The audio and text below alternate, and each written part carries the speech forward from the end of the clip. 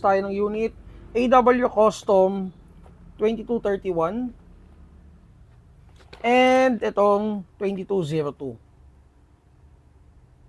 The same model unit, magkaiba lang ng kulay at saka magkaiba ng variant. So ito full auto and then ito semi-auto. Okay? So unahin natin to. Do bias lang din naman sila. So lapit mo konti brother. So naka split slide siya. And then ayan, may 45 ACP markings. Naka fiber optic sights front. Adjustable yung rear sights. Naka competition trigger. And then may mga nakaabang na rin na ano na parang butas para dun sa scope mount ng IPSC. Then customized din yung grip niya and may magwell na. So wala lang siyang under rail for scope attachment. For laser or flash rate attachment. And then inner barrel niya is 135 mm. Ito yung ano niya, non-threaded yung OB niya. Threaded yung OB. And then for full auto, yan, safety muna, safety. Ito yung safety niya. Full auto to, semi-auto. So hindi sila sabay Doon sa standard, sabay to. Pag tinaas mo, safety, sasabay din ng kabila. Pero pag may function siya na full auto, ito ganito. Ito semi, again, full auto. Magazine capacity is 26 rounds.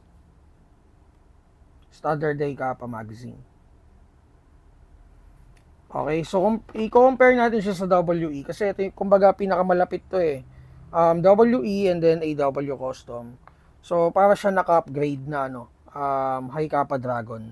Mamaya makikita nyo guys yung trigger response niya and yung bilis niya. Mamaya makikita nyo. Then punta tayo dun sa color, i-test natin to. And then punta tayo dun sa color black. So magkaiba sila ng trigger guys. Ito, flat yung trigger niya. 45 ACP markings, metal slide, split slide, and then metal yung lower frame. And then may butas na rin dito for scope mount attachment.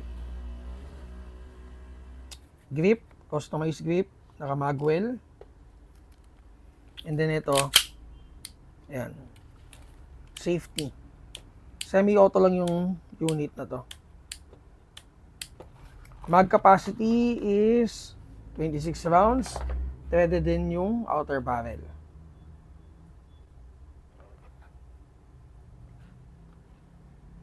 Okay, pakita ko sa inyo. Chrono check natin.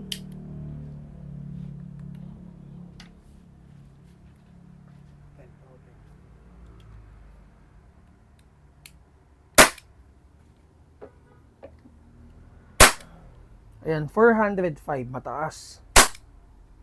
396. Full auto guys. Bababa ko to. Ay, pakita muna natin yung semi-semi. Nakita nyo, di ba? Para siyang buffer.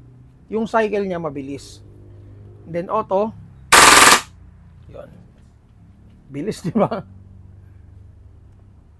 So again, AW Custom 2231. Kung gusto niyo naman ng semi-auto lang, meron din naman kaming semi-auto lang. Ganito rin itsura guys. Pero yung function ganito. Yan. Yun lang naman yung pagkakaiba nila. And for the parts, lagi, mas madaming moving parts ang full auto compared dun sa semi-auto.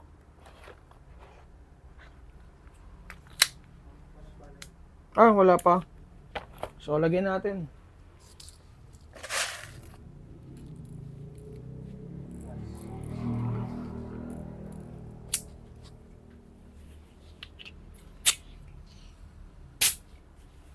Ayun lang, mukhang okay naman. Sige. Ayan, 379. 379. Bilis din. So, may onting singaw to. Okay. So, 22.